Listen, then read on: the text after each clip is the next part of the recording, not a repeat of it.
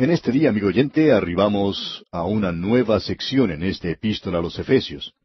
Llegamos a la sección que trata sobre la conducta de la iglesia. En los primeros 3 capítulos vimos el llamado de la iglesia, la vocación o la vocalización de la iglesia. Aquí tenemos la vocación del creyente, el llamado celestial, y ahora el andar terrenal del creyente, no un andar mundano, sino un andar terreno. Estamos caminando aquí sobre esta tierra. La iglesia está sentada en los lugares celestiales en Cristo. Él es la cabeza del cuerpo y está sentado a la diestra de Dios. Pero la iglesia tiene que andar aquí en este mundo, como veremos más adelante. La iglesia aquí es llamada un nuevo hombre. La iglesia ahora ha sido hecha nueva, y este es un nuevo hombre que andará, y llegamos así a la parte práctica de esta epístola. En esta última sección de la carta a los Efesios vamos a considerar la conducta, la confesión y el conflicto de la iglesia. La iglesia aquí es un nuevo hombre y la iglesia será una esposa. Y también la iglesia es un buen soldado de Jesucristo. Hemos estado en la cumbre del monte de la transfiguración en la primera sección, y probablemente el lugar más elevado espiritualmente en el Nuevo Testamento se encuentra en esos 3 capítulos. Esa es la razón por la cual pasamos tanto tiempo sobre ese monte. Pero en esta última división pasamos al nivel del diario vivir, a donde vamos a considerar las actividades de rutina. Vamos a entrar aquí a lo que realmente es básico, donde nos enfrentamos a un mundo poseído de demonios y a una muchedumbre escéptica. Ahora, ¿seremos capaces de traducir estas verdades de la cumbre del monte a algo que es realmente práctico? ¿Vamos a ser capaces de estar firmes y de andar a través de lo que sucede en este mundo? Nuestro Señor dijo que estábamos en el mundo, pero que no pertenecíamos al mundo. Se ha indicado que esta epístola a los Efesios ocupa la misma posición teológicamente que ocupa Josué en el Antiguo Testamento. Llegamos ahora a la posición donde esta verdad es manifestada. Josué, usted recordará, entró a la tierra prometida. Él guió a los hijos de Israel a pasar el Jordán. Eso nos habla de la muerte, la sepultura y la resurrección de Cristo. Él los llevó a ellos a la tierra prometida. Allí es donde usted y yo vivimos en el día de hoy, o por lo menos donde deberíamos estar viviendo hoy, en el territorio de resurrección. Josué los llevó a la tierra que Dios les había prometido a Abraham, a Isaac y a Jacob, y también a Moisés. Era suya por el derecho que le daban las promesas. Pero él tenía que apropiarse de ella tomando posesión, y posesión es la principal palabra en Josué. Llegamos ahora a esta parte donde está esa palabra aquí. Antes, en los primeros 3 capítulos, era la posición. Nosotros hemos sido bendecidos con toda bendición espiritual. Dios hizo eso para nosotros. Pero, ¿estamos andando aquí nosotros en posesión de ellas? A los hijos de Israel se les había prometido esa tierra, pero para ellos era algo del futuro, porque hasta entonces ellos nunca habían podido entrar allí. Pero ahora ellos han entrado a la tierra prometida. Ellos han entrado a ese lugar para su gozo y bendición y la bendición para los demás. Aun cuando los enemigos y otros obstáculos se encontraban en su camino, Josué tuvo que vencer eso y ocupar la tierra. A Josué se le había dicho que yo os he entregado todo lugar que pisare la planta de vuestro pie. Todo eso es tuyo, pero tú solo vas a disfrutar aquello que llegues a poseer. Ahora el creyente tiene el privilegio hoy de entrar y ocupar, poseer todas las bendiciones espirituales en los lugares celestiales, las inescrutables riquezas de Cristo. Pero ellas deben ser buscadas con un detector espiritual que es la palabra de Dios. Hemos podido observar declaraciones gloriosas. En lo futuro habrá mandamientos. A aquellos que han sido llamados a ocupar un lugar tan exaltado, se les demandará una forma de vivir que esté de acuerdo con este llamado. Hay tantas personas en el día de hoy que se han detenido en la primera parte de esta epístola a los Efesios. Se convierten ellos en santos superespirituales. En cierta ocasión un pastor conoció a un matrimonio que era bastante activo en la iglesia, sin embargo no eran miembros de esa iglesia. El pastor les preguntó un día, ¿por qué no se unían a la iglesia? ¿Por qué no se hacían miembros? Y ellos miraron hacia arriba y dijeron, nosotros somos miembros de la iglesia invisible. Y sus ojos parpadeaban al decir eso. Bueno, el pastor también miró hacia arriba, pero allí no vio nada de esa iglesia invisible, y por supuesto, la razón por la cual no vio nada era porque era precisamente invisible. Pero amigo oyente, nos hemos dado cuenta que muchas veces esas personas que dicen ser miembros de la iglesia invisible son realmente invisibles. Son invisibles los domingos por la noche y son invisibles los miércoles por la noche o cuando corresponda al día de oración y estudio bíblico. En realidad, muchos de ellos son invisibles cuando uno necesita a alguien que le ayude. Pero la iglesia invisible, amigo oyente, tiene que hacerse visible aquí en la asamblea local y las personas aquí abajo tienen que andar de esa manera. Hemos llegado entonces a la parte práctica. La conducta terrenal de la iglesia, la vocación. En este capítulo, la iglesia es un nuevo hombre. Tenemos en los primeros 6 versículos la exhibición de este nuevo hombre. Luego, en los versículos 7 al 16, tenemos la inhibición del nuevo hombre. Entonces tenemos los versículos 17 al 32, donde podemos ver la prohibición del nuevo hombre. El nuevo hombre debe exhibirse a sí mismo aquí en la tierra. Los miembros de la iglesia invisible tienen que hacerse visibles, tienen que exhibirse a sí mismos, tienen que ser personas extrovertidas, si me permite la expresión, y promover y predicar la palabra de Dios. Debemos decir que lo que sigue aquí está restringido a aquellos que están en Cristo. Las personas a las cuales estamos hablando en el presente, por lo menos a las cuales se está hablando aquí en esta epístola, son aquellos que han sido salvos, y el Espíritu de Dios les está hablando a ellos. Ahora, amigo oyente, si usted que nos está escuchando en el día de hoy no es creyente, y sabemos que muchos que no son creyentes nos escuchan porque nos han escrito informándonos eso, lo que Dios está diciendo aquí es que Él no le está pidiendo a usted que haga nada hasta cuando usted llegue a ser uno de sus hijos mediante la fe en Cristo y llegue a formar parte como miembro de su cuerpo. Esto es para aquellos que tienen redención y han oído la palabra de verdad. Ahora no se puede urgir a los muertos a que caminen, no importa cuánto insistamos en eso, o la importancia que tengan hacer eso. Porque Pablo comienza diciendo aquí en el versículo 1 de este capítulo 4 de su epístola a los Efesios, «Yo pues, preso en el Señor, os ruego que andéis como es digno de la vocación con que fuisteis llamados». El pensamiento es el siguiente.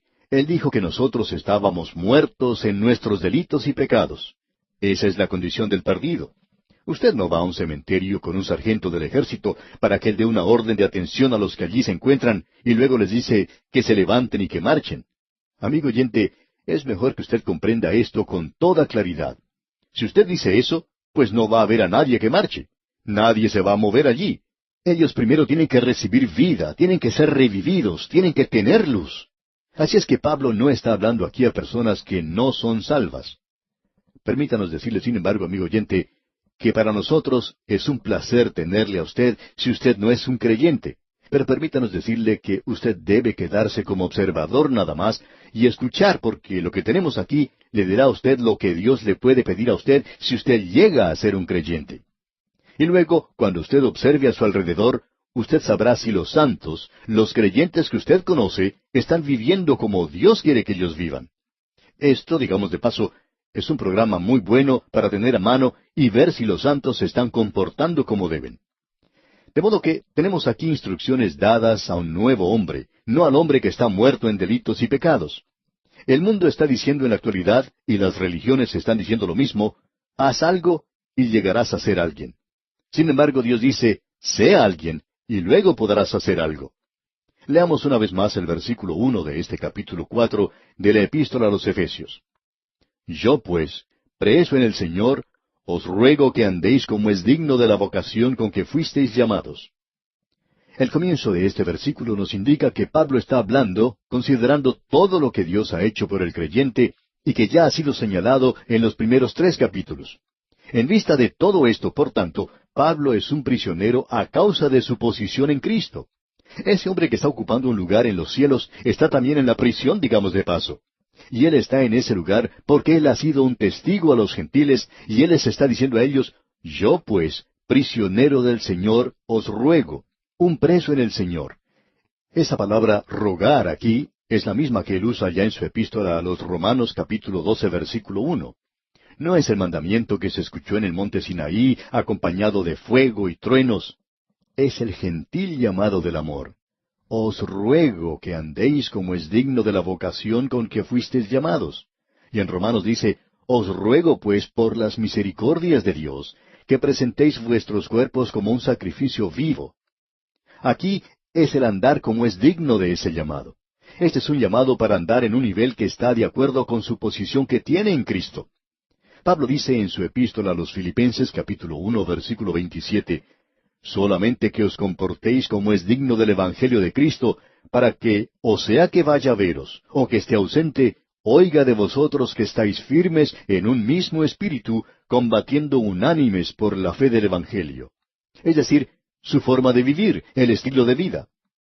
En su epístola a los Colosenses, capítulo 1, versículo 10, dice, para que andéis como es digno del Señor, agradándole en todo, llevando fruto a toda buena obra, y creciendo en el conocimiento de Dios. Y luego, escribiendo a los tesalonicenses en la primera carta, capítulo 2, versículo 10, dice, vosotros sois testigos, y Dios también, de cuán santa, justa e irreprensiblemente nos comportamos con vosotros los creyentes. Y aquí le está diciendo en Efesios, os ruego que andéis como es digno de la vocación con que fuisteis llamados. Ahora, amigo oyente, la gente quizá no le está diciendo nada a usted, pero ellos están oliendo un aroma, por así decirlo, para ver si usted es genuino o no lo es, para ver si usted es realmente un hijo de Dios por medio de la fe en Jesucristo. Y la única forma por la cual ellos pueden saber es por su forma de andar. ¿Cómo camina usted a través de la palabra?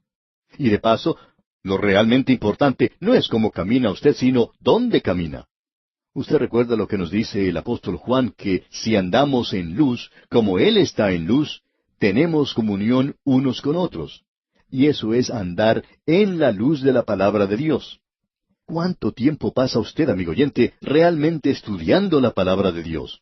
¿O no sabe usted que sus mismos hijos conocen cuánto tiempo pasa usted en la Biblia? ¿No sabe usted también que sus vecinos lo saben? ¿No sabe usted que la gente en la misma iglesia sabe cuánto tiempo pasa usted en todo eso? Y luego, cuando nosotros hablamos de comunión con Dios, tenemos que andar en la luz. ¿Y qué podemos decir acerca del hombre de afuera? Pablo está diciendo, basándome en el hecho de que yo soy un prisionero y que estoy en la prisión por ustedes los gentiles, les ruego, no es un mandamiento, sino que les ruego que hagan esto. Y luego él dice, si ustedes han oído de la dispensación de la gracia de Dios, note usted lo que él está diciendo aquí, si vosotros habéis oído de la dispensación, ahora esa es la administración de la gracia de Dios.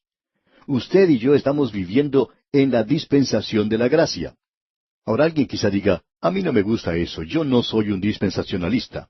Bueno, todo lo que podemos decirle es que usted debería hacerlo. Si usted cree en la Biblia, usted es una clase de dispensacionalista.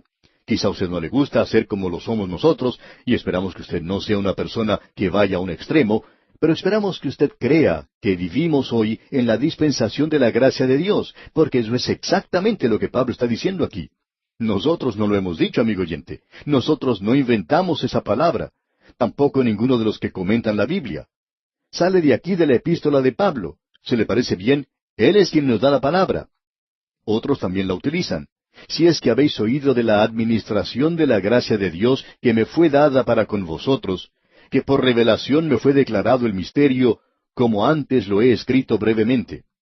¿Sabe una cosa, amigo oyente? Hemos cometido un error. Habíamos comenzado andando en el capítulo 4 y ahora estamos recorriendo parte del capítulo 3 otra vez. Bueno, no hay nada malo con eso, aparte de que hemos cometido una equivocación. Así es que volvamos a donde deberíamos haber estado andando en este día. Pensábamos que estábamos volviendo a subir a la montaña en lugar de bajar de ella al nivel donde nosotros tenemos que andar dignos de la vocación a la que hemos sido llamados. Pablo dice aquí, ahora él nos va a decir cómo debemos andar. Y nosotros debemos andar con toda humildad. Y luego él menciona como 7 cosas diferentes. No vamos a comentar todas ellas, pero aquí dice, con toda humildad. Eso quiere decir una mente que no es altiva. Usted sabe que Pablo predicaba lo que practicaba. Es lo opuesto al orgullo, y usted encuentra que en la vida del apóstol Pablo, él siempre demostró humildad.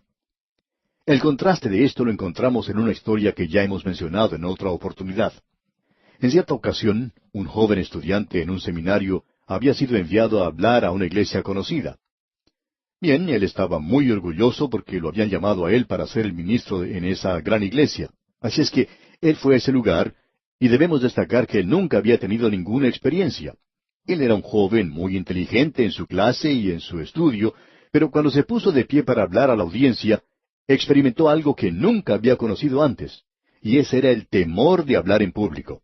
Él se había olvidado de todo lo que sabía. Se había aprendido el mensaje de memoria, pero se le olvidó. Había olvidado todo. Así es que, a tropezones, él pudo finalizar algo de un mensaje. Una anciana que se encontraba en la audiencia se le acercó al terminar el servicio y le dijo, «Jovencito, yo le estaba observando en esta mañana y me gustaría decirle que si usted hubiera subido al púlpito en la forma en que descendió de él, entonces hubiera descendido de él en la forma en que subió. Él había subido con mucho orgullo, pero había descendido, amigo oyente, con humildad y mansedumbre. Así es que podemos darnos cuenta que esto es lo opuesto al orgullo. El apóstol Pablo, escribiendo a los Filipenses, dice en el capítulo 2 de esa carta, versículo 3, «Nada hagáis por contienda o por vanagloria, antes bien, con humildad, estimando cada uno a los demás como superiores a él mismo».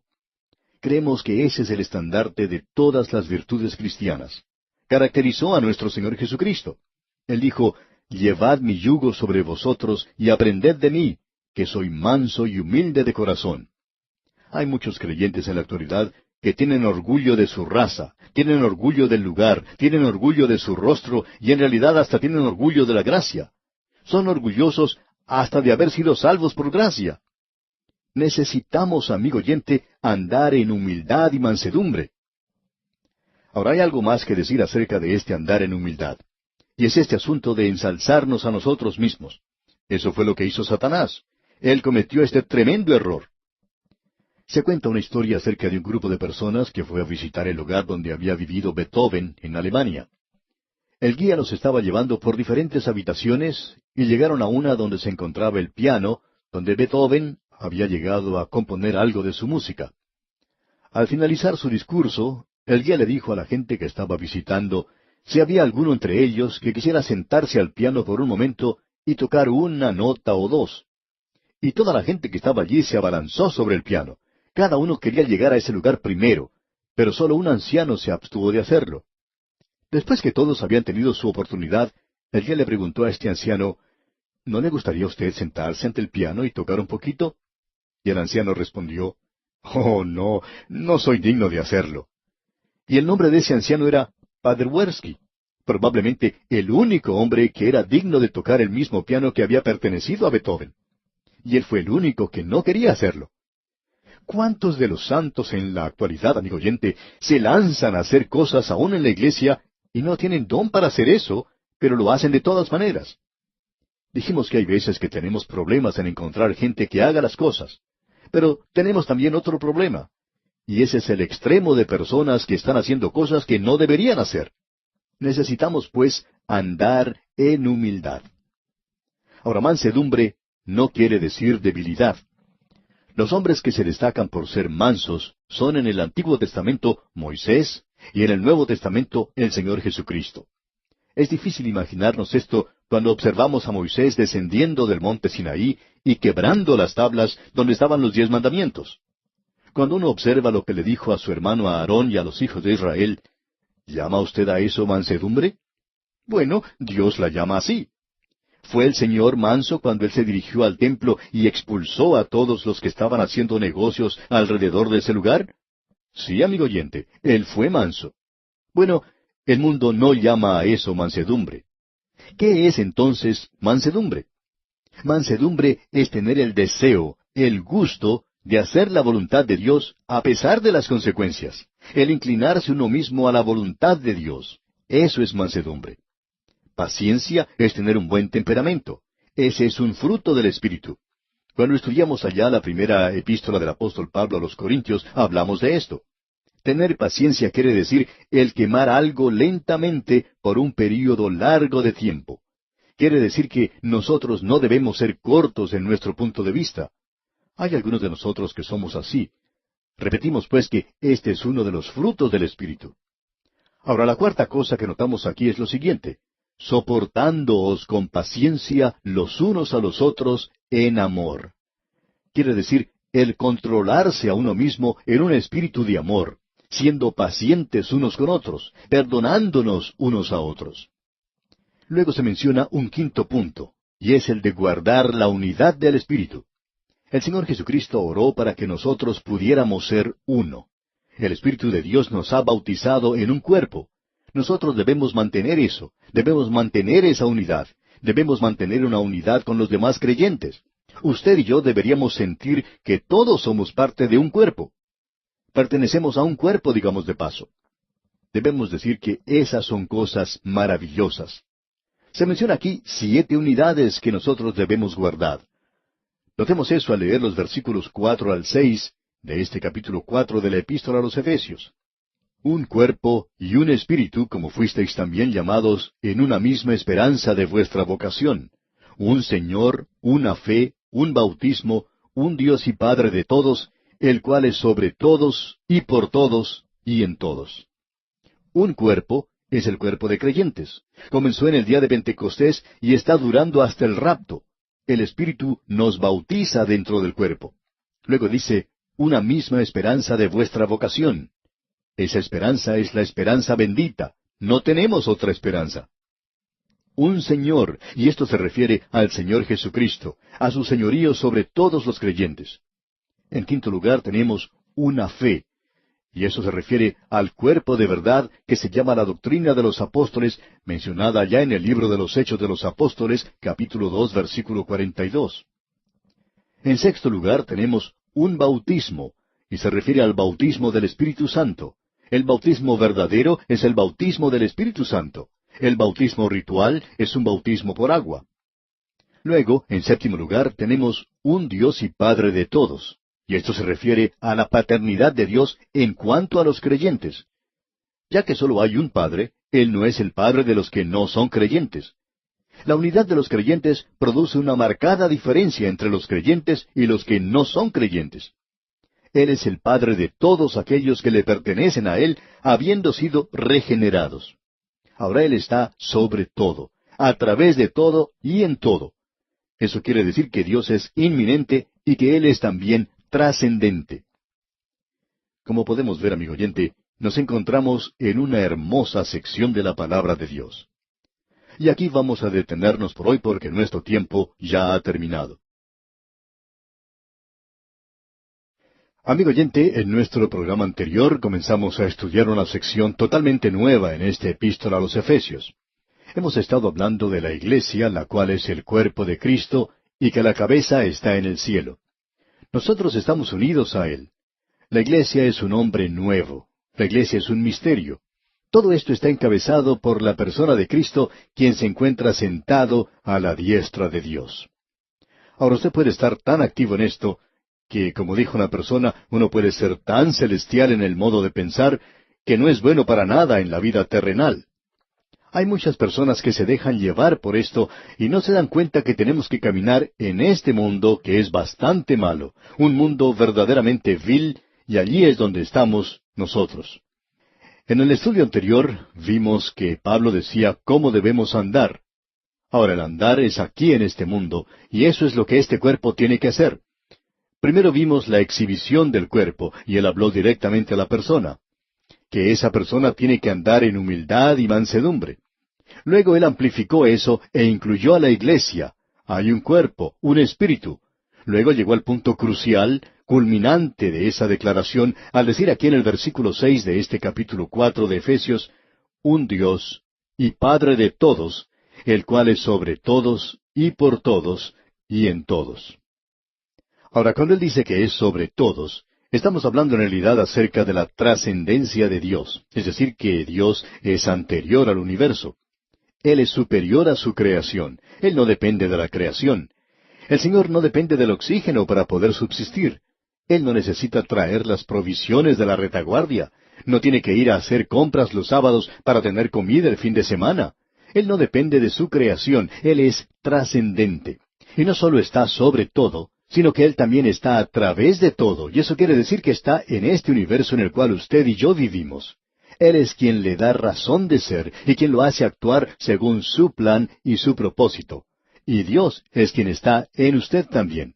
Y eso, como usted ya sabe, le da más significado a esta vida. Hace de ella algo que vale la pena vivir. hay veces que se torna algo aburrida, ya que se vuelve monótona. A mí me gusta mucho preparar estos programas, pero después de haber estado en este estudio preparando 2 o 3 programas a la vez, bueno, permítame contarle algo. Esto se vuelve un poco monótono. Uno se cansa un poco de hacer esta clase de cosas. Pero luego tenemos un gran pensamiento. Todo esto está dentro del plan y propósito de Dios. Y entonces me siento con ganas de cantar la doxología o el coro de aleluya, y cuando hago eso, pues todos los que están al alcance de mi voz tienen que salir corriendo. Y espero que el Señor esté escuchando porque Él dijo que si esto es producto de nuestro corazón, entonces es como el crear una melodía en nuestro corazón. Evidentemente, allí es donde se produce porque cuando sale de la boca ya no existe ninguna melodía. Usted y yo, amigo oyente, debemos andar marcando el paso, por así decirlo, con Dios. Tenemos que andar al son de la música del cielo en el presente. Es como una gran orquesta sinfónica. El autor de estos estudios bíblicos, el doctor J. Vernon McGee, contaba la siguiente experiencia que él tuvo en el pasado. Dijo, en cierta ocasión algunos amigos me invitaron a ir con ellos a escuchar una orquesta sinfónica. Compraron las entradas a la función y me dijeron que querían que yo fuese con ellos. Esta gente, decía él, pensaba que me estaban haciendo un gran favor. Pero hay otras cosas que yo prefería hacer en lugar de escuchar una orquesta sinfónica. Compraron las entradas a la función y me dijeron que querían que yo fuese con ellos. Esta gente, decía el doctor McGee, pensaba que me estaban haciendo un gran favor.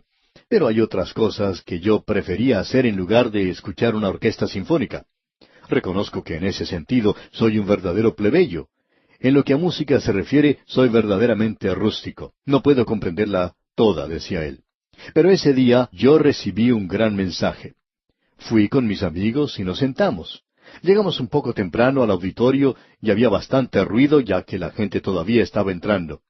Luego se encendieron las luces sobre el estrado y notamos todos los instrumentos que se encontraban allí. Luego me pareció a mí, continuó diciendo el doctor McGee, que entraban como 100 hombres de todas partes del escenario y cada uno fue a tocar su propio instrumento. Me parecía que era su propio instrumento, aunque no sonaba como tal. Me dijeron que estaban afinando los instrumentos. Cada uno tocaba su propia melodía. Y, añadía el doctor McGee, uno nunca había escuchado una cosa así. No había nada de música allí. Era algo terrible. Luego, por fin terminaron de afinar esos instrumentos y se retiraron del escenario, por lo cual nosotros quedamos muy agradecidos. Y desaparecieron por alguna parte del escenario. Luego de algún tiempo se encendieron nuevamente las luces que iluminaban el escenario y los hombres volvieron a entrar. Pero esta vez parecían diferentes. Antes estaban solo en mangas de camisa, pero ahora estaban vestidos con mucha elegancia, lucían sus corbatas de lazo sobre sus camisas blancas, y todo el escenario se veía muy hermoso. Cada hombre se dirigió a su instrumento, pero ninguno de ellos se atrevió a tocarlo. Luego, un rayo de luz iluminó uno de los costados del escenario y apareció el director de la orquesta. Él hizo un saludo hacia la audiencia y la gente lo aplaudió calurosamente. Enseguida se dirigió al estrado, tomó la batuta y nuevamente se inclinó ante el público. Entonces todo el mundo aplaudió. Luego el director dio su espalda a la audiencia y levantó esa pequeña batuta que tenía en su mano, y cuando él hizo eso, usted podría haber escuchado el ruido que hace un alfiler cuando cae al piso. Enseguida él hizo un movimiento con la batuta, y por cierto que consiguió bastante música de ese pequeño elemento que tenía en su mano. Usted nunca ha escuchado algo que sea tan emocionante como eso. Le hace poner a uno la carne de gallina, que se le paren los pelos de punta, como se dice.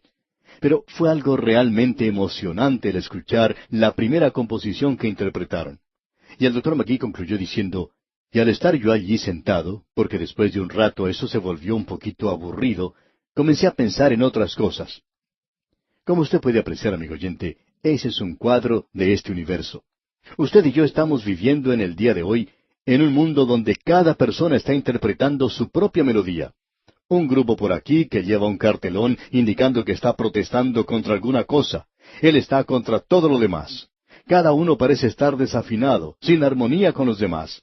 Las cosas no lucen muy bien en el día de hoy en este mundo, y uno se pregunta cuál será el resultado de todo esto. Bueno, es bastante pesimista cuando uno observa eso, cuando uno escucha a ciertas personas. Y cuando usted observa la situación del día de hoy, bueno, permítame decirle, amigo oyente, que comprendemos por qué Simón Pedro comenzó a hundirse en el océano. Cuando usted observa las olas alrededor suyo en el día de hoy, usted piensa que es el fin.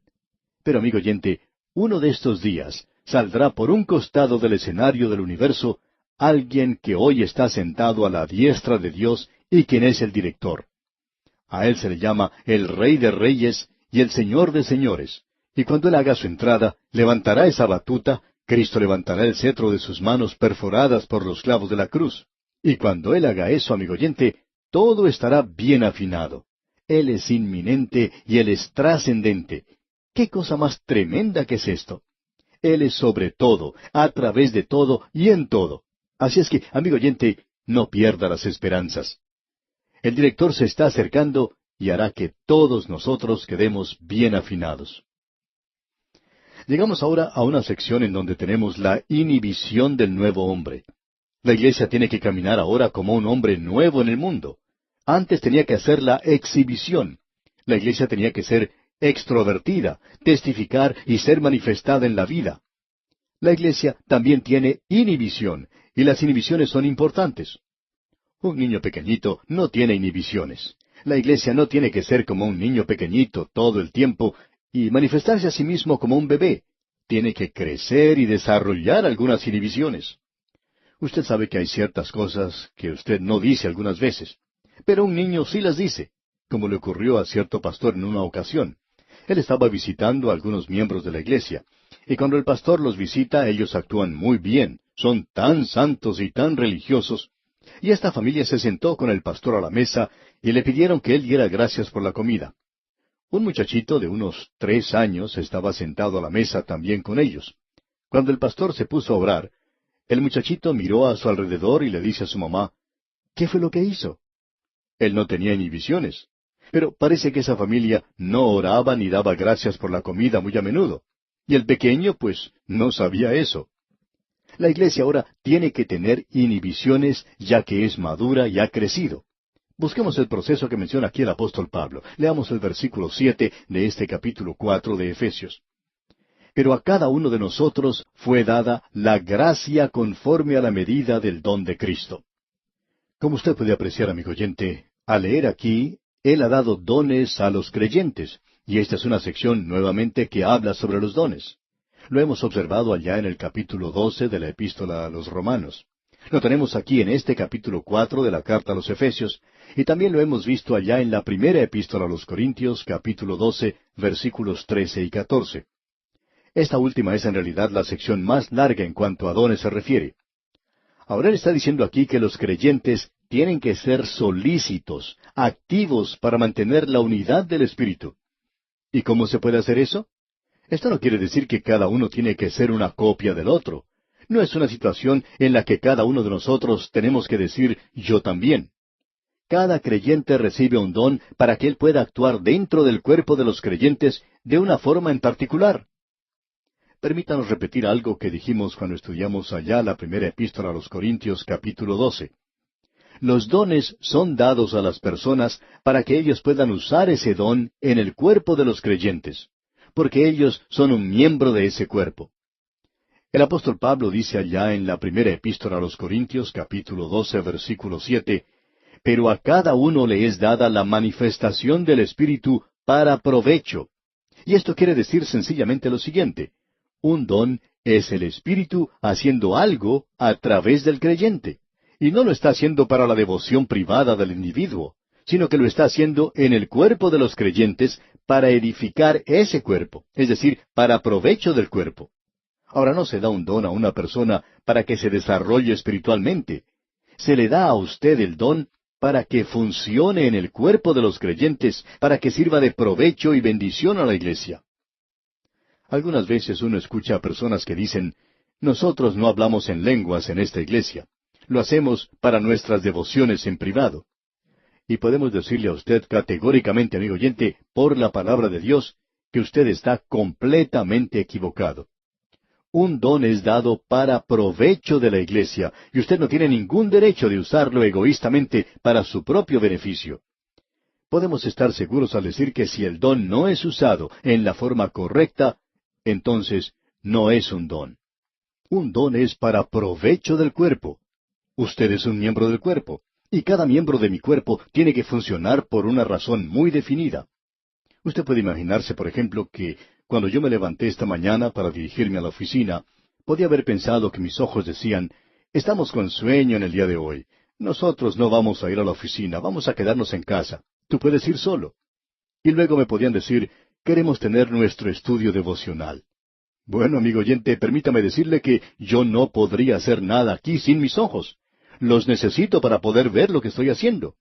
Mis piernas me trajeron aquí, mis ojos leen las páginas de la Escritura y espero que mi lengua esté cooperando un poquito. También confío que mi cerebro esté funcionando como debe. Así es que nos damos cuenta que cuando usted está usando un don es cuando le sirve de provecho a la iglesia. Y eso es lo que se nota en forma automática aquí. Cada creyente recibe un don para que él pueda actuar en el cuerpo de los creyentes de una forma en particular. Y cuando él hace eso, el cuerpo funciona. Y allí es donde se logra la unidad del Espíritu. Usted se da cuenta que junto con este don se da la gracia para usarlo en el poder y en la plenitud del Espíritu de Dios. Ahora, cada creyente, actuando en su espíritu peculiar, produce una armonía como lo hace cada miembro del cuerpo humano. Cuando un miembro de mi cuerpo sufre, Pablo dice que todos sufren. Y por lo tanto, cuando usted no actúa como debe, no ejercita su don en el cuerpo, usted hace que todos los demás queden desafinados, debemos decir de paso. Y luego dice aquí, en el versículo 8 del capítulo 4 de la Epístola a los Efesios, por lo cual dice, subiendo a lo alto, llevó cautiva la cautividad, y dio dones a los hombres. Bueno, él hizo dos cosas. Primero, llevó cautiva la cautividad. Como usted puede darse cuenta, esa es una cita tomada directamente del Salmo 68, versículo 18. Y permítame que lea este pasaje bíblico. Subiste a lo alto, cautivaste la cautividad, tomaste dones para los hombres y también para los rebeldes, para que habite entre ellos Jehová Dios. Ahora alguien va a decir quizá, pero allí hay un poco de discrepancia en cuanto a esa cita.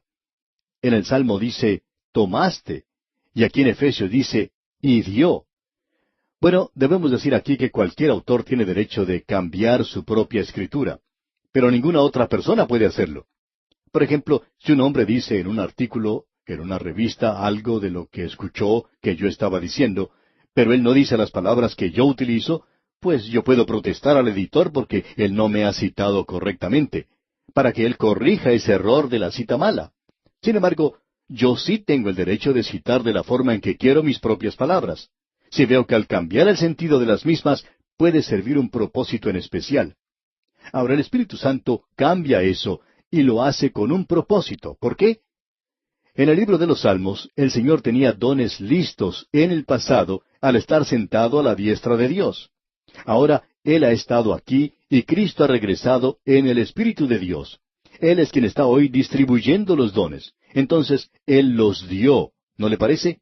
Creemos que esto es correcto. Creemos que esto aquí es una referencia a la ascensión de Cristo. En esa ocasión, cuando Él ascendió, hizo dos cosas. Llevó cautiva la cautividad, y creemos que quiere decir que aquellos del Antiguo Testamento que habían sido redimidos, pero que aún estaban en el paraíso, fueron tomados por Cristo junto con Él, los sacó del paraíso y los llevó a la misma presencia de Dios. Porque se nos dice hoy en día que cuando uno muere no va al paraíso, dice ausentes en el cuerpo y presentes con el Señor. Se nos dice que Él hizo algo más. Dio dones a los hombres. Y eso quiere decir que Él confirió dones a los creyentes viviendo en la iglesia para que ellos fueran testigos al mundo. Usted se da cuenta que en su ascensión Él hizo dos cosas. Él llevó a esos santos del Antiguo Testamento a la presencia de Dios. Y luego Él dio dones a los creyentes en el día de Pentecostés. Vino el Espíritu Santo y los bautizó a ellos dentro del cuerpo de los creyentes, pero Él los colocó a ellos en cierto lugar para que actuaran como miembros del cuerpo, y ha estado haciendo eso desde entonces. Ahora, en los versículos 9 y 10 de este capítulo 4 de la Epístola a los Efesios, leemos, «Y esto de que subió, ¿qué es sino que también había descendido primero a las partes más bajas de la tierra? El que descendió es el mismo que también subió por encima de todos los cielos para llenarlo todo». Creemos que una explicación lógica de esto es la siguiente. Ya que Cristo ascendió, Él tenía que haber descendido en una oportunidad anterior. Algunos opinan que esto se refiere solamente a la encarnación. Por ejemplo, los patriarcas de la iglesia primitiva veían aquí la obra de Cristo tomando a los santos del Antiguo Testamento que estaban en el paraíso y llevándolos al trono de Dios. Ahora no es necesario pensar que Él entró en alguna clase de sufrimiento después de la muerte. Por ejemplo, se nos dice que Él descendió a los infiernos. Bien, ¿qué es lo que quiere decir eso? Bueno, Él descendió al lugar donde estaban los muertos, y su encarnación y muerte fueron su humillación y descenso. Eso era suficiente o adecuado para llevar a los redimidos del Antiguo Testamento a la presencia de Dios. Creemos que es eso lo que tenemos aquí en este pasaje, y reconocemos que hay otras interpretaciones.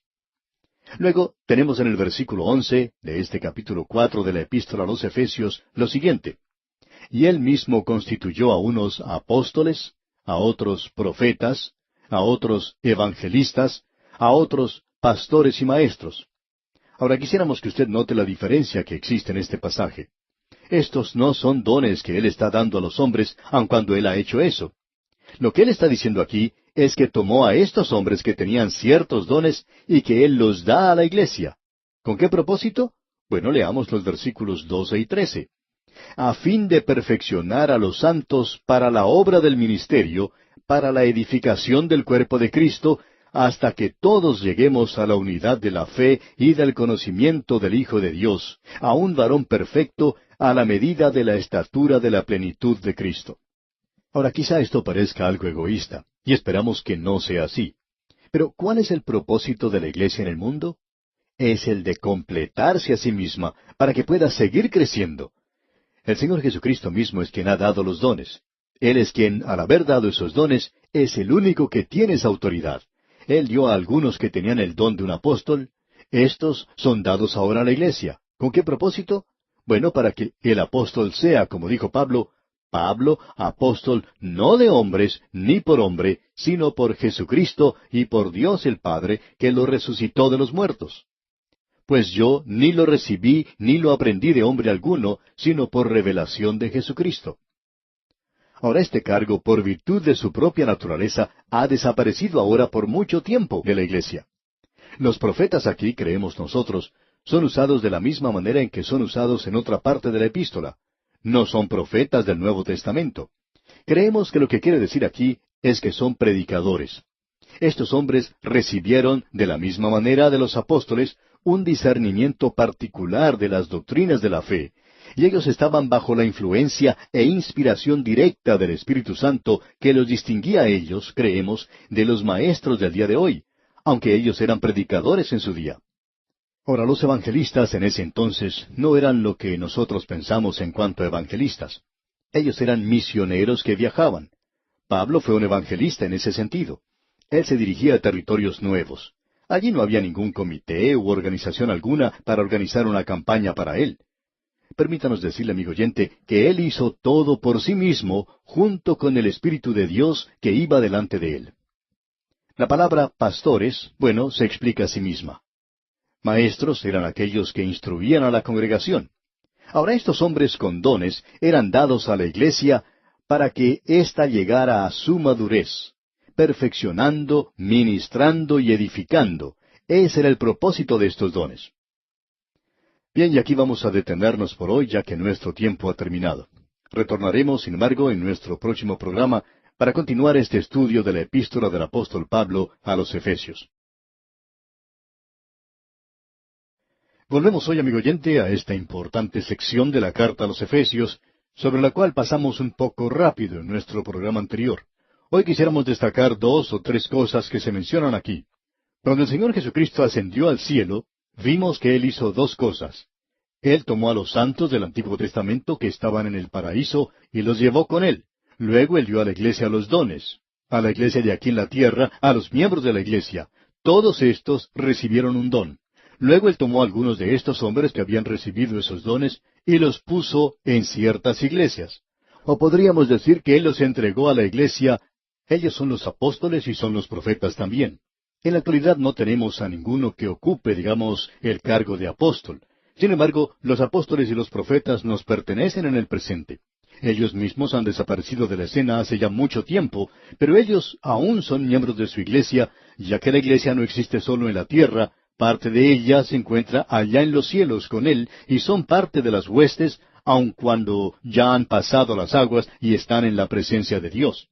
Ellos aún son miembros de la iglesia y nosotros tenemos a los apóstoles y los profetas. Podemos notar que en la actualidad, ahora mismo, estamos estudiando la epístola a los Efesios. Ahora, ¿quién fue el que escribió esta carta? Lo hizo el apóstol Pablo. ¿Y dónde está él ahora? Se encuentra con Cristo. Usted recuerda lo que él dijo: ausentes del cuerpo, presentes con el Señor. Él había dicho que era mucho mejor partir de este mundo y estar con el Señor. Bueno, él ha tomado ese camino que es mucho mejor, y ahora él se encuentra allá arriba, pero él aún es miembro de la iglesia y nosotros estamos estudiando su epístola en el día de hoy.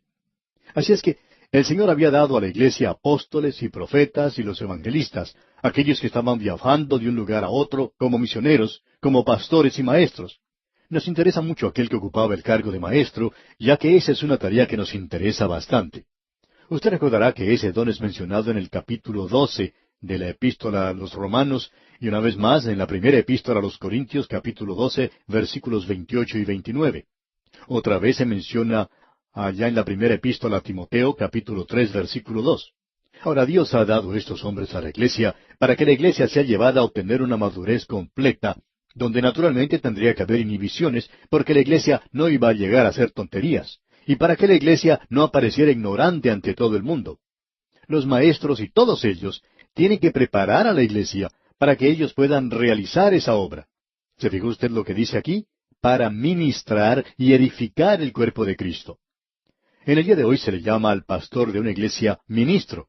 Pero si usted es un creyente en el día de hoy, amigo oyente, usted también es un ministro, tal como lo es él. Usted no necesita ser ordenado para llegar a ser un ministro. Él tiene ciertos dones, y sobre esto quisiéramos decir que no creemos que ningún hombre que está en la iglesia en el presente tiene todos los dones.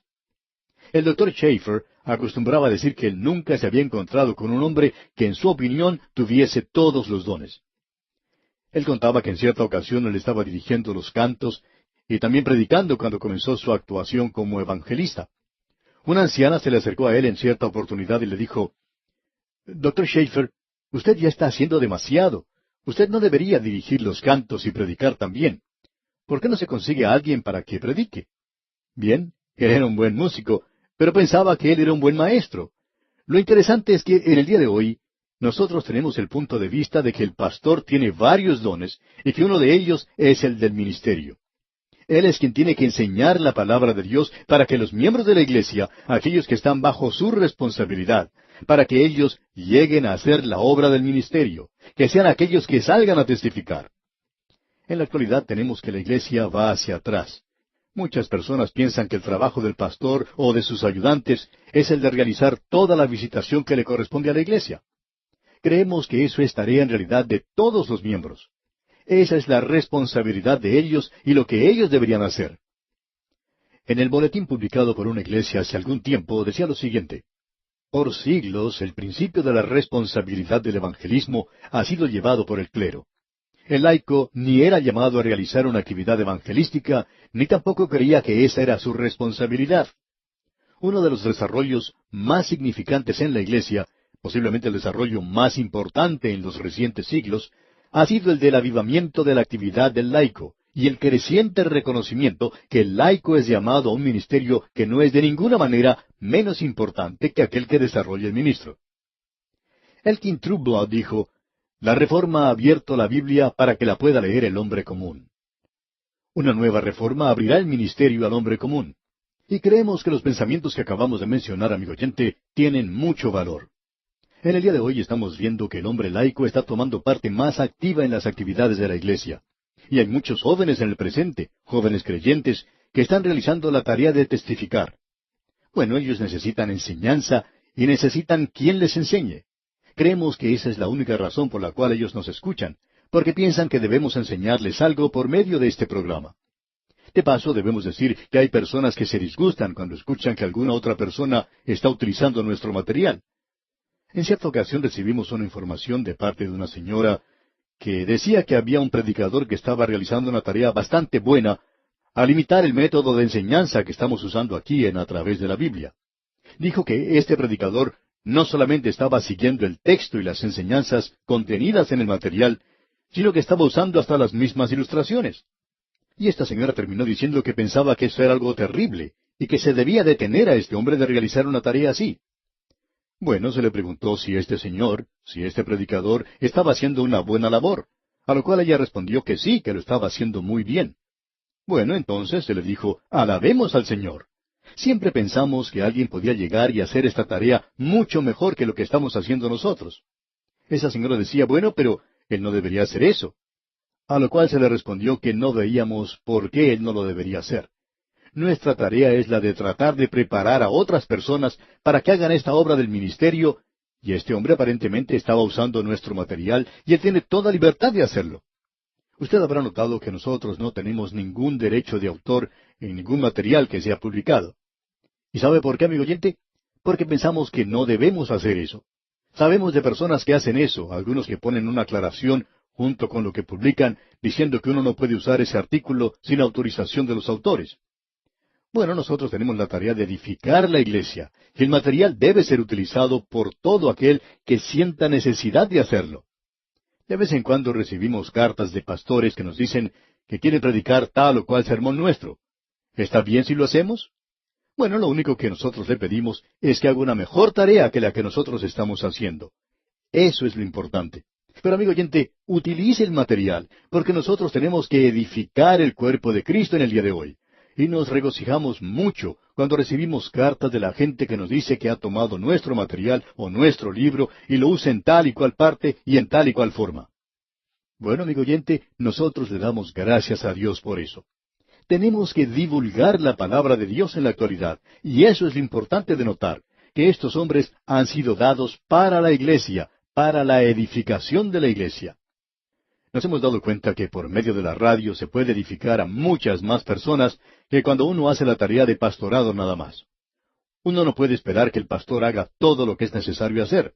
Él está en su iglesia para enseñarle a usted, amigo oyente, a hacer la obra del ministerio y para que la iglesia sea edificada hasta llegar a la madurez, para que no actuemos como personas que no somos muy cuerdas, para que podamos dar un testimonio bueno, claro e inteligible a los demás.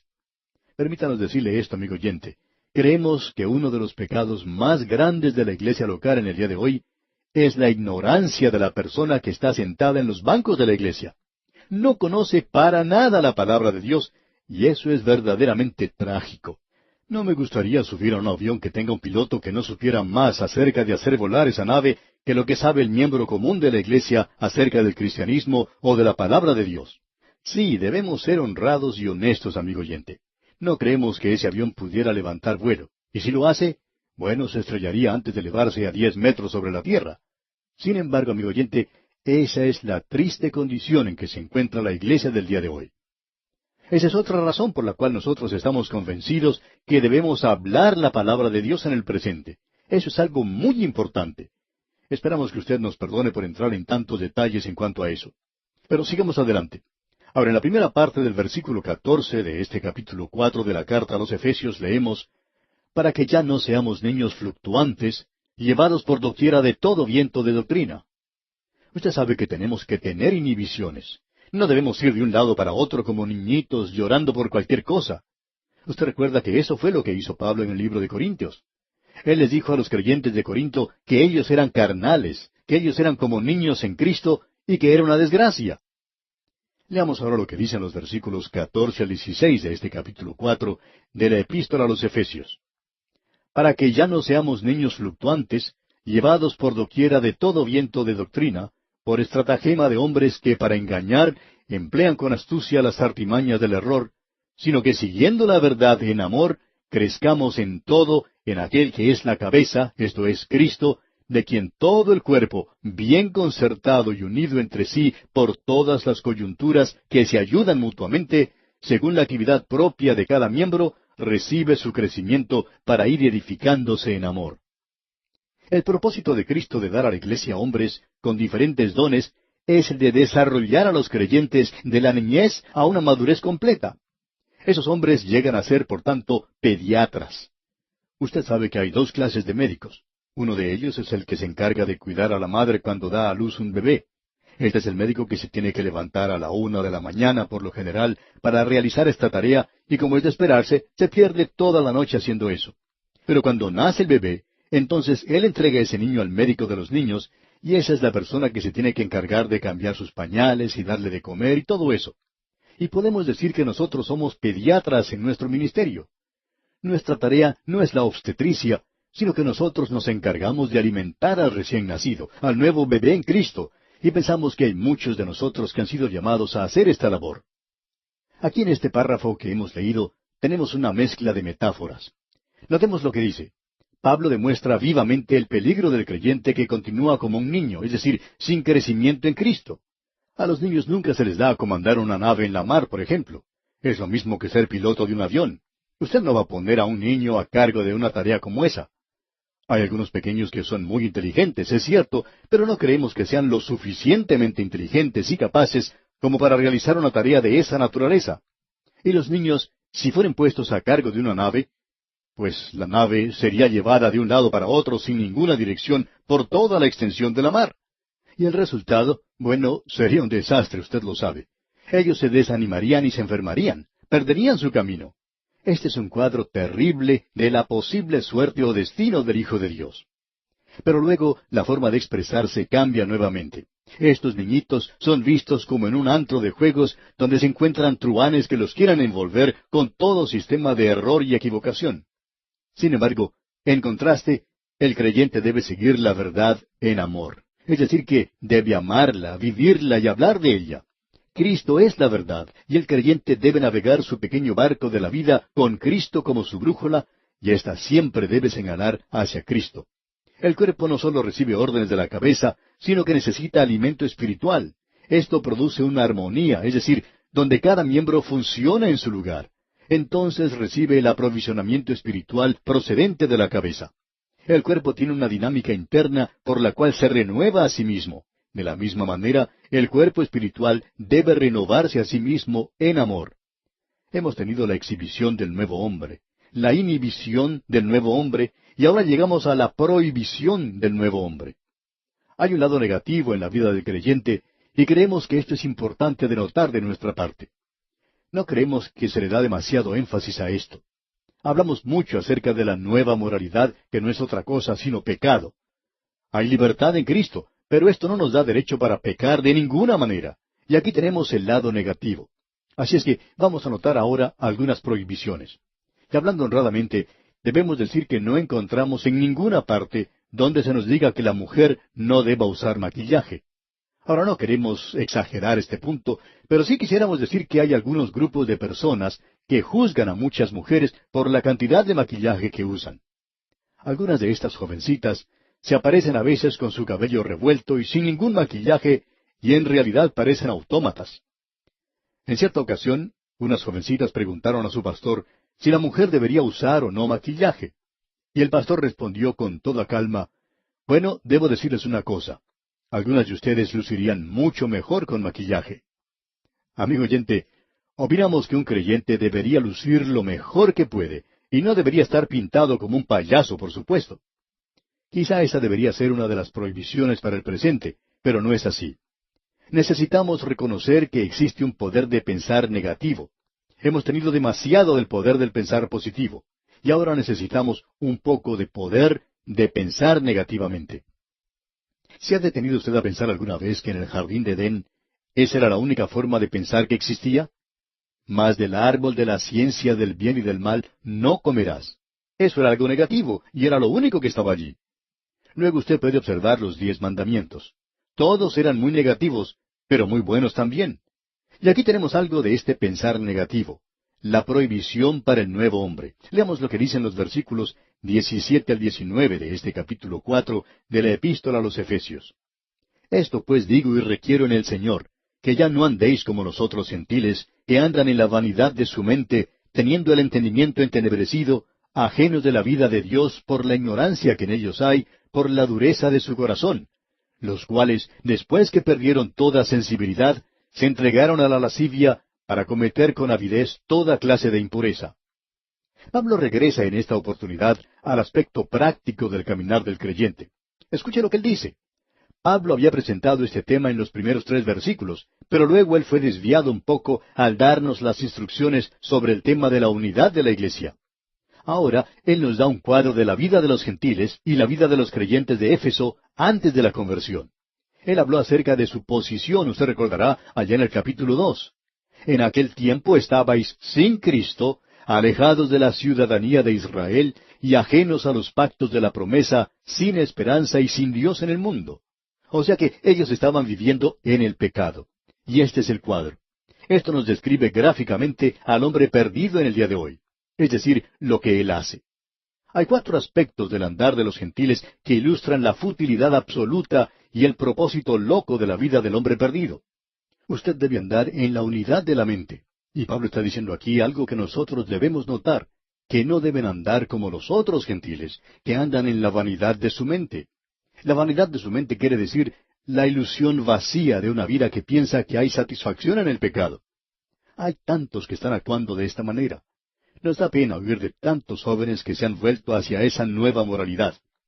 Cierta joven dijo una vez que había tenido 2 abortos. Había asesinado a 2 bebés y aún no era casada.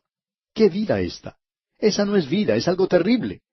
Y los gentiles andaban de esa manera, gente perdida. Andan en la vanidad de su mente. Una ilusión vacía de la vida. Piensan ellos que es fantástico el poder beber cócteles. En cierta ocasión una mujer informó que había llegado a ser alcohólica. Había comenzado a escuchar este programa a través de la Biblia y que se hallaba librando una dura batalla para ser librada del alcohol. Ha aceptado a Cristo de la mejor manera que pudo, pero no puede dejar la botella de lado. Y esa mujer dice, cuán trágico es poder pensar que yo creía que era sofisticada y una persona inteligente muy al día bebiendo cócteles. Sin embargo, qué trágico es todo esto. Ahora, la segunda cosa que menciona Pablo es la siguiente: teniendo el conocimiento entenebrecido. El hombre perdido, amigo oyente, no tiene la percepción de los valores morales, y eso es exactamente lo que es la nueva moralidad, que no se tiene percepción de ella. Luego tenemos el tercer punto: ajenos de la vida de Dios por la ignorancia que en ellos hay. ¿Qué cuadro este de la humanidad en el día de hoy? Cree que está viviendo bien. Algunas personas se van a un club nocturno y gastan una cantidad exorbitante de dinero y dicen que para divertirse. Esa es una diversión bastante cara, y uno tiene que gastar su dinero de esa manera y hacer todas esas cosas para divertirse. Si usted hace eso, está ajeno de la vida de Dios por la ignorancia que existe en usted y ciertamente muerto en delitos y pecados. Y ahora aquí tenemos la cuarta declaración. Leamos el versículo 19. Los cuales, después que perdieron toda sensibilidad, se entregaron a la lascivia para cometer con avidez toda clase de impureza. El continuar en este estado de ineptitud moral los lleva a lugares donde ya no tienen ningún reconocimiento ni sentimiento de estar haciendo algo malo. Y hay muchas personas como estas en el presente. Son completamente insensibles, tienen su conciencia cauterizada. El resultado de esta condición es el hundirse más y más en la inmoralidad, la lascivia, y este es un círculo vicioso que finalmente los llevará a buscar pecados aún más bajos. Si usted se divierte mucho en el día de hoy, mañana tendrá que buscar divertirse mucho más, o de otra manera, pues no va a quedar satisfecho. El significado de todo esto es el de desear las cosas más bajas de la inmoralidad. Los hombres que están en el pecado nunca quedan satisfechos con el pecado. Se abandonan al pecado. Eso es lo que quiere decir ese versículo allá en la epístola a los Romanos, donde Pablo está hablando acerca del pecado del hombre. Dice Pablo, por lo cual también Dios los entregó a la inmundicia. Usted puede llegar a ese lugar, amigo oyente, donde usted llega a ser un pecador abandonado. Ahora los versículos 20 y 21 de este capítulo 4 de la epístola a los Efesios dice, mas vosotros no habéis aprendido así a Cristo, si en verdad le habéis oído y habéis sido por él enseñados conforme a la verdad que está en Jesús. Amigo oyente, si usted no está escuchando a Jesús, entonces Él no es su Salvador. Él es el pastor, y Él nos dice que sus ovejas escuchan su voz. Y si usted no ha escuchado la voz de Cristo, amigo oyente, entonces usted no puede ser su oveja, como bien nos podemos dar cuenta. Bueno, este es el cuadro que hemos visto de los gentiles. Aquí tenemos algo que mencionar. ¿Qué es lo que pueden hacer ellos? Bueno, ellos tienen que escuchar a Cristo, tienen que escucharle a Él. las otras ovejas no van a escuchar su voz. Cuando una persona que no es salva nos escribe y nos dice que no está de acuerdo con nosotros, tenemos que responder, bueno, esperamos por cierto que usted no esté de acuerdo con nosotros. Ese es el cuadro completo, amigo oyente. Eso es lo que nosotros necesitamos reconocer, que la persona salva mira a Cristo como su pastor, permite que Él le guíe, escucha lo que Él tiene que decir. Y Cristo es un ejemplo también. No es que nosotros podamos imitarle a Él, porque eso es imposible. Pero ciertamente Él ha sido el pionero que pasó por el portal de la muerte por nosotros y que cuando anduvo aquí en este mundo nos dejó un ejemplo. No hay ninguna razón para que los creyentes estén en las tinieblas en el día de hoy. Ahora Pablo dice en los versículos 22 al 24 de este capítulo 4, en cuanto a la pasada manera de vivir, despojaos del viejo hombre que está viciado conforme a los deseos engañosos, y renovaos en el espíritu de vuestra mente, y vestíos del nuevo hombre, creado según Dios en la justicia y santidad de la verdad. Esto es como quitarse un vestido viejo y ponerse uno nuevo. Usted y yo tenemos una naturaleza vieja. Nosotros no debemos usar esa vestimenta, amigo oyente. Nosotros no debemos vivir en la vieja naturaleza. Debemos vestirnos con el nuevo hombre y debemos vivir en el poder del nuevo hombre. De eso es lo que Pablo habla en el capítulo 6 de su epístola a los Romanos. Y luego él continúa diciéndonos aquí lo que debemos quitarnos y lo que debemos ponernos. Y luego comienza a identificarlo. No tenemos tiempo de mirar a lo que hizo el hombre viejo y las cosas que el Hijo de Dios no puede hacer. Pero concluiremos, Dios mediante, en nuestro próximo programa. Por hoy nos detenemos aquí, pero retornaremos en la continuación de este estudio y le sugerimos leer la última parte de este capítulo 4 de la carta del apóstol Pablo a los Efesios. Amigo oyente, en estos días estamos observando a la iglesia en su andar por este mundo. Estamos observando al creyente en forma individual, cuando él camina a través de este mundo del presente. En nuestro estudio anterior observamos los versículos 22 al 24 de este capítulo 4 que estamos estudiando, donde Pablo está diciendo, en cuanto a la pasada manera de vivir, despojaos del viejo hombre. Y continúa diciendo que debemos vestirnos del nuevo hombre. Es algo parecido a la vestidura que utilizamos. Nos quitamos lo viejo y nos ponemos lo nuevo. ¿No es verdad que nosotros llamamos también a ciertas vestiduras un hábito? Bueno, tenemos un hábito para andar, uno para caminar, tenemos otro para ir a cazar, para jugar ciertos deportes, así es que tenemos diferentes hábitos. El Hijo de Dios, pues, debe vestirse como con una vestimenta, con el nuevo hombre. Lo que en realidad quiere decir esto aquí es que no se puede hacer por medio de un esfuerzo propio. Después de todo, un niño en Cristo no puede vestirse a sí mismo. Nos hemos dado cuenta ya que un niño tiene que pasar mucho tiempo antes de ser capaz de vestirse a sí mismo, y cuando comienza a hacerlo, todavía no lo hace muy bien. Nosotros nunca llegamos al lugar donde podamos hacer eso. Ahora, el viejo hombre ha sido crucificado en la muerte de Cristo, según nos dice el apóstol Pablo en su epístola a los Romanos. En vista de esta verdad, entonces ellos debían quitarse el viejo hombre con el poder que les da el Espíritu Santo. Ahora, esto no quiere decir, amigo oyente, que ellos eliminaban a la carne. Nosotros no podemos librarnos de nuestra vieja naturaleza, pero no debemos vivir en ella. Y estamos seguros que cualquier persona que nos esté escuchando en este momento, si es honesta consigo misma, reconocerá que tiene una vieja naturaleza. Ahora nosotros no debemos vivir en ella, ya que también tenemos una nueva naturaleza y debemos vivir en esa nueva naturaleza. Y solo por el poder que nos da el Espíritu Santo, como bien nos dice ese gran mensaje que encontramos en los capítulos 7 y 8 de la Epístola a los Romanos, donde Pablo trata de este mismo tema. Debemos andar en la justicia y santidad de la verdad. Esto demuestra que esta es la justicia imputada de Cristo, y todo esto es hecho según el carácter santo de Dios. Siendo pues que hemos sido declarados justos y estamos en Cristo, sentados junto con Él en los lugares celestiales, aquí en este mundo, nuestro andar debe estar de acuerdo con nuestra posición. Leamos ahora lo que dicen los versículos 25 al 27 de este capítulo 4 de la Epístola a los Efesios. Por lo cual, desechando la mentira, hablad verdad cada uno con su prójimo, porque somos miembros los unos de los otros. Airaos, pero no pequéis. No se ponga el sol sobre vuestro enojo, ni deis lugar al diablo. Pablo regresa una vez más aquí a las prohibiciones. Él había comenzado allá en el versículo 17, donde se le dice al creyente que no tiene que caminar en la misma manera en que andaban los gentiles. Estos mandamientos continúan a través de lo que queda de esta epístola. Estas son las prohibiciones, este es el poder del pensar negativo. Ahora él debe hablar la verdad, y él está hablando la verdad. ¿Por qué? Porque tiene que dejar de lado la mentira. Y cuando el viejo hombre fue quitado en la crucifixión de Cristo, la lengua mentirosa y el corazón engañoso fueron colocados sobre esa cruz. Esa es la razón por la cual Él tuvo que morir por nosotros. Era porque usted y yo, amigo oyente, somos mentirosos.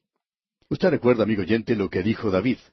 Y dije en mi apresuramiento, todo hombre es mentiroso. El doctor W. J. Carroll dijo hace tiempo, David había dicho, todos los hombres son mentirosos. Y también dijo, en mi apresuramiento. Y el doctor Carroll dijo, yo estaba pensando por mucho tiempo en cuanto a esto, y aún así estoy de acuerdo con David. Bueno, hablando la verdad, como podemos ver, se resuelve la mayoría de los problemas en la iglesia corriente. En realidad, no vale la pena tratar de arreglar o corregir todas las mentiras que uno escucha en la iglesia. Uno escucha la mentira y trata de seguirla, de investigarla, y luego uno se da cuenta, amigo oyente, que dedica demasiado tiempo a hacer eso. Ahora, ya que los creyentes son miembros de un solo cuerpo, tendrían que estar hablando la verdad. Aquí tenemos algo que dijo Crisóstomo, y esta es una analogía un poco ridícula, pero ciertamente ilustra la verdad. Esto es lo que dijo Crisóstomo, que el ojo no le mienta al pie, ni que el pie le mienta al ojo. Si en el camino uno se encuentra con un hoyo profundo, que está cubierto superficialmente con paja, y que le parezca al ojo que es tierra firme, para estar seguro, ¿no utilizaría el ojo al pie para comprobar que allá abajo no hay un vacío? ¿O si está firme y puede resistir? ¿Dirá el pie una mentira? ¿O dirá la verdad tal cual es? ¿Y qué si el ojo observara una serpiente o a una bestia salvaje? ¿Le dirá alguna mentira al pie? No, por cierto que no, amigo oyente. Es como ese hombre que en cierta ocasión dijo que había visto un fantasma en la noche. Bueno, el ojo le había dicho a él que había visto algo, y él le dijo a sus pies, pies, ¿para qué los quiero? No me molesten, estoy listo para correr. Así es que él pudo salir, sus pies no le fracasaron, porque no se engañan unos a otros. El ojo no va a engañar al pie, ni tampoco el pie al ojo. Pues bien, en la iglesia debe haber honradez y verdad. Luego Pablo dice, airaos, pero no pequéis. Este mandamiento del creyente es para cuando se enoje con ciertas condiciones y con ciertas personas. Algunos piensan que los creyentes son personas que son dulces bajo todas las circunstancias y condiciones. Y amigo oyente, escuche cuidadosamente lo que vamos a decir. Ningún creyente, repito, ningún creyente puede ser neutral en la batalla de la verdad. Nosotros debemos odiar la mentira y la lengua chismosa. Y cuando escuchamos eso en otro creyente, debemos odiar eso. Pero cuidado, debemos odiar eso, pero no debemos odiar ni estar iracundos con la persona, con un aborrecimiento innato, o como lo llama Pedro, con malicia. Él dice que la malicia es algo que no debería formar parte de la vida del creyente, es algo que debemos evitar. Desechando, pues, toda malicia, todo engaño, hipocresía, envidias y todas las detracciones, desead como niños recién nacidos la leche espiritual no adulterada. La malicia, como alguien dijo, es enojo congelado. No se puede dejar de lado. Hay gran cantidad de personas que tienen cierto problema. Ellos odian a ciertas personas. Eso es algo que ellos no pueden abandonar. Son personas que dicen, no puedo perdonar. Bueno, deberíamos estar dispuestos a perdonar y a olvidar si la otra persona está lista a abandonar sus mentiras. Uno puede encontrar en la palabra de Dios que ésta tiene mucho que decir acerca de este tema. Hay quienes piensan que nosotros debemos ser débiles en cuanto a eso. Usted recuerda que cuando el Señor Jesucristo en cierta ocasión estaba en el templo, allí se encontraba un hombre con la mano seca. Pusieron a este hombre ante él para ver lo que el Señor iba a hacer. Recuerde lo que él dice allá en el Evangelio según San Marcos, capítulo 3, versículo 5. Allí leemos, entonces, mirándolos alrededor con enojo, entristecido por la dureza de sus corazones, dijo al hombre, extiende tu mano. Y él la extendió, y la mano le fue restaurada sana. Note usted que él estaba enojado por lo que estaba ocurriendo. Amigo oyente, se nos dice que Dios está enojado todo el día con los malvados. Pero en el momento en que ellos abandonan eso y se vuelven hacia Él, Él los salva. Esa tiene que ser nuestra actitud, digamos de paso, la actitud de todo creyente. Nosotros como creyentes no podemos colocarnos en una situación en la cual aparezcamos como neutrales. Nos encontramos en el presente en una gran batalla, como podemos apreciar en esta gran epístola que tenemos ante nosotros. Ahora, los versículos 28 y 29 de este capítulo 4 de la epístola a los Efesios dicen: El que hurtaba, no hurte más, sino trabaje, haciendo con sus manos lo que es bueno, para que tenga que compartir con el que padece necesidad. Ninguna palabra corrompida salga de vuestra boca, sino la que sea buena para la necesaria edificación, a fin de dar gracia a los oyentes. El hombre, por su naturaleza pecaminosa, es un ladrón y es mentiroso. Es algo natural el ser de esa forma. Es como aquel hombre creyente que cuenta que cuando era muchacho, acostumbraba a salir con un grupo de muchachos bastante malos. Claro que él decía que él era el mejor de ese grupo, pero acostumbraban a robar fruta de su vecino. Quizá el vecino les hubiera dado la fruta si ellos la hubieran pedido, pero parecía que tenía mejor sabor para ellos cuando la robaban. Ese grupo, pues, acostumbraba a andar por el vecindario robando toda clase de fruta, o sea que, por naturaleza, eran ladrones. Años más tarde, este hombre se convirtió y llegó a ser un hijo de Dios. En cierta ocasión, cuando se dirigía a visitar a un amigo, pasó por una huerta donde había varios árboles frutales, y de nuevo sintió esa tentación de entrar y coger una de esas frutas. Y llegó hasta detenerse y se dijo: voy a tomar una de esas frutas. Y cuando ya se disponía a hacerlo, de pronto se detuvo y se dijo a sí mismo: pero, ¿por qué mejor no voy y le pido al dueño que me dé una? De seguro que él me dará una. Así es que prosiguió su camino y fue a ver al dueño de la huerta, y luego que estuvo conversando con él le contó de su experiencia. El dueño se rió y luego contestó: ¿sabe una cosa?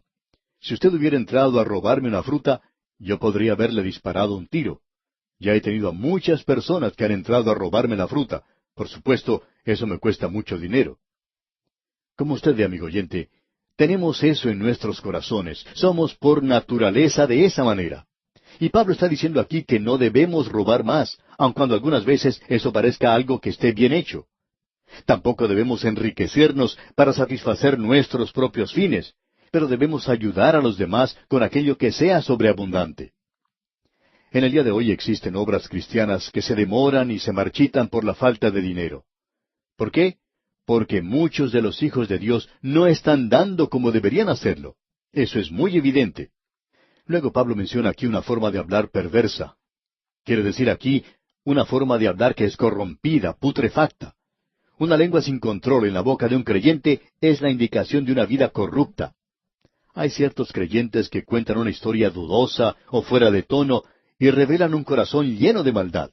Porque usted ya sabe que lo que se encuentra en el corazón llegará a aparecer en la boca. La conversación del creyente debe ser en un plano muy elevado de instrucción y el de comunicar ánimo a los demás creyentes.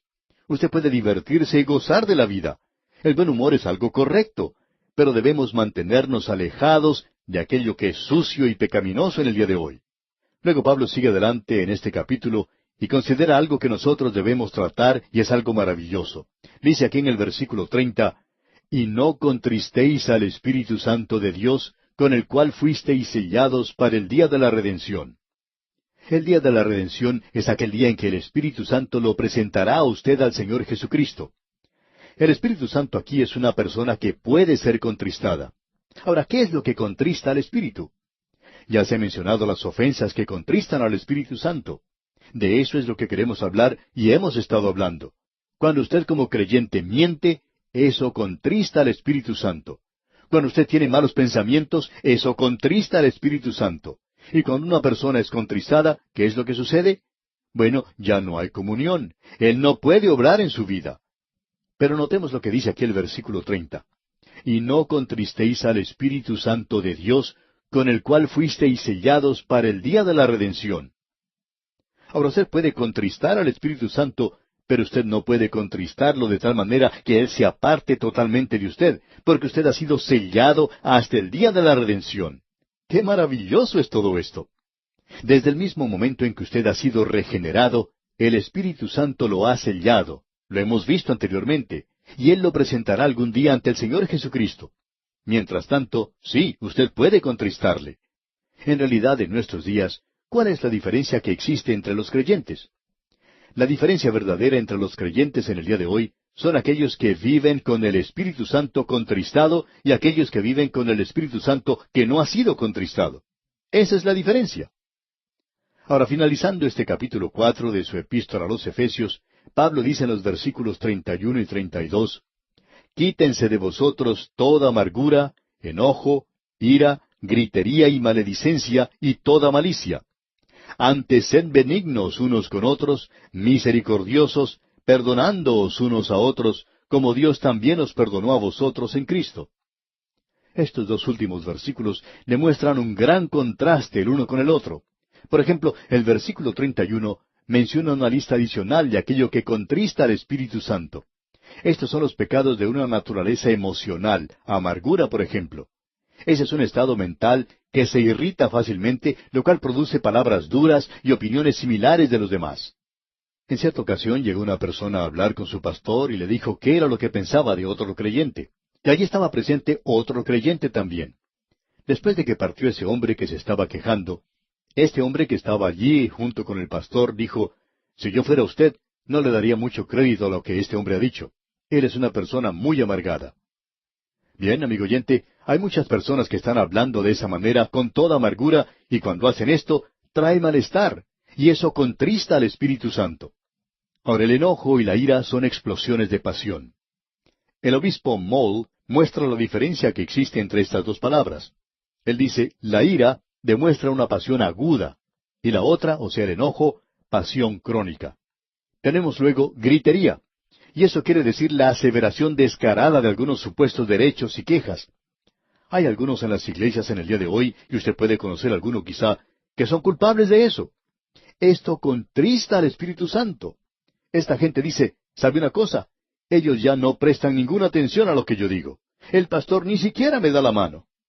Amigo oyente, ¿qué derecho tiene usted de decir que él tiene que ir de un lado para otro y darle la mano a usted para que continúe siendo feliz?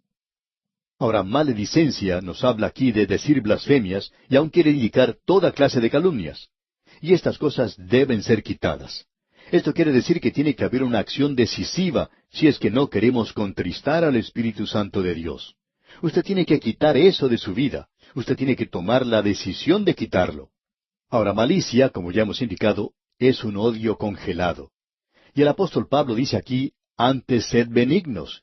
Y él está diciendo aquí que usted tiene que quitar eso de su vida, pero debe ser benigno uno con el otro. Esto demuestra el cambio radical que debería ocurrir en el creyente para que ya no quede ningún vacío en su vida. Debemos ser benignos unos con otros. Esto se refiere a la cortesía cristiana. Misericordiosos quiere indicar aquí una acción mucho más intensa que la que se demuestra por amabilidad, e indica el estar lleno de un afecto profundo y maduro. Hay algunos creyentes que son amigos maravillosos. Cuando ellos lo ven a usted, se le acercan y le dan un abrazo. Es hermoso encontrarse con una persona que nos trata de esta manera. Son amigos misericordiosos en cierto sentido y podemos amarles en el Señor. Luego Pablo continúa diciendo, perdonándoos unos a otros. Esta es una frase que nos demuestra lo que debe existir entre nosotros en relación con las faltas de uno y del otro. Perdonando, en lugar de aumentar las faltas de los demás. Eso es lo que nosotros debemos hacer, perdonar uno al otro. Como podemos ver, indica que nosotros no aumentamos las faltas de los demás, sino que las perdonamos. Todo esto es hecho en una base doble. Primero, esta conducta no contristará al Espíritu Santo.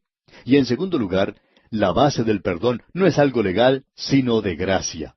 No es un mandamiento bajo la ley, sino que se basa en la gracia de Dios que se exhibe en nuestro perdón porque Cristo murió por nosotros y nosotros tenemos que perdonar porque hemos sido perdonados. No lo hacemos para lograr perdón. Y allí es donde podemos notar el contraste. El Señor Jesucristo dijo que usted debe perdonar para ser perdonado. Bueno, eso es legal. Y Él estaba presentando en ese momento el sermón de la montaña. Pero aquí se nos presenta en la base de lo que Él ha hecho por nosotros. Y esto es en realidad maravilloso. Y con esto, amigo oyente, llegamos ahora al capítulo 5 de este epístola a los Efesios. Y aquí el tema es el de la iglesia será la esposa. Admitimos que esto es en realidad mezclar metáforas. En el capítulo 4, la iglesia era el nuevo hombre y ahora la iglesia será una esposa. Pero el énfasis aquí es dado al futuro, es decir, será. La iglesia no es una esposa en el día de hoy. La iglesia es un hombre nuevo que anda en este mundo en la actualidad. La iglesia ha sido desposada con Cristo, pero aún no ha tenido lugar el casamiento. Vamos a ver aquí que la mezcla de las metáforas tiene un propósito muy definido. La iglesia será una esposa. Allá en Apocalipsis capítulo 21, versículo 2 leemos, Yo, Juan, vi la santa ciudad, la nueva Jerusalén, descender del cielo, de Dios, dispuesta como una esposa ataviada para su marido. Luego en el versículo 9 de este mismo capítulo de Apocalipsis 21 leemos, Vino entonces a mí uno de los 7 ángeles que tenían las 7 copas llenas de las 7 plagas postreras, y habló conmigo diciendo, Ven acá, yo te mostraré la desposada, la esposa del Cordero. En este mundo debemos andar como una futura esposa. Estamos comprometidos. Eso es lo que Pablo dijo cuando hizo referencia ya en su segunda epístola a los Corintios, capítulo 11, versículo 2, y dijo, Pues os he desposado con un solo esposo, para presentaros como una virgen pura a Cristo. Cuando una jovencita se ha comprometido y se está preparando para su casamiento, ella ya no tiene tiempo para aquellos amigos de antes. Ella no va a salir a pasear con Juan esta noche y con Pedro mañana y con este plan la noche siguiente. Ella ya está comprometida y ya no tiene ningún interés en los demás muchachos. ¿Y cómo podemos nosotros estar comprometidos con Cristo y vivir como vive el mundo? Nosotros vamos a ser presentados ante Él algún día. Vamos a vivir con Él a través de toda la eternidad, y Él será nuestro Señor y Maestro. Amigo oyente, usted no puede vivir por el mundo de esa manera. En el capítulo 5 tenemos las siguientes divisiones. El compromiso de la iglesia en los versículos 1 al 17. La experiencia de la iglesia lo tenemos en los versículos 18 al 24. Y luego tenemos la expectación de la iglesia en los versículos 25 al 33. Leamos ahora los primeros 2 versículos de este capítulo 5 de la Epístola a los Efesios. Sed pues imitadores de Dios como hijos amados, y andad en amor, como también Cristo nos amó y se entregó a sí mismo por nosotros, ofrenda y sacrificio a Dios en olor fragante. La iglesia, amigo oyente, no ha enfatizado eso como debería haberlo hecho. Y desafortunadamente, este grupo de jóvenes que ha estado actuando fuera de la iglesia organizada, de la iglesia local en la actualidad, que ha sido en realidad un verdadero movimiento espiritual, ellos son los que han enfatizado el amor. Y desafortunadamente, en muchas iglesias locales no vemos que se esté demostrando el amor. Y luego en otras existe ese maravilloso espíritu. Cuando visitamos algunas iglesias, podemos notar qué maravilloso espíritu de amor que ellos sienten unos por otros cuando se reúnen en comunión. Cómo permanecen juntos al finalizar el servicio para poder conversar unos con otros. Debemos decir aquí, amigo oyente, que aún estamos hablando acerca del andar del creyente. Ahora está comprometido. Él tiene que ser un imitador de Dios, especialmente en cuanto al perdón se refiere, pero también en todos los aspectos de su caminar. Y este es el nivel elevado al cual han sido levantados los gentiles que antes andaban en un nivel muy bajo. Ahora son llamados hijos amados. Han sido elevados a un alto nivel de amor, y un amor que Cristo demostró cuando Él nos amó de tal manera que se entregó a sí mismo como sacrificio, y un sacrificio por nosotros. Esta es una clara referencia a la cruz y hace de la muerte de Cristo algo mucho más que simplemente un sacrificio, una ejecución pública de un criminal. Cristo se entregó a sí mismo por nosotros, ofrenda y sacrificio a Dios en olor fragante. Eso lo identifica a Él con todos los sacrificios que fueron ofrecidos en el Antiguo Testamento y que Dios había demandado, porque eso estaba señalando hacia Cristo. La cruz es el altar donde el Cordero de Dios fue ofrecido como un holocausto que quita el pecado del mundo. ¿No le parece maravilloso todo esto, amigo oyente?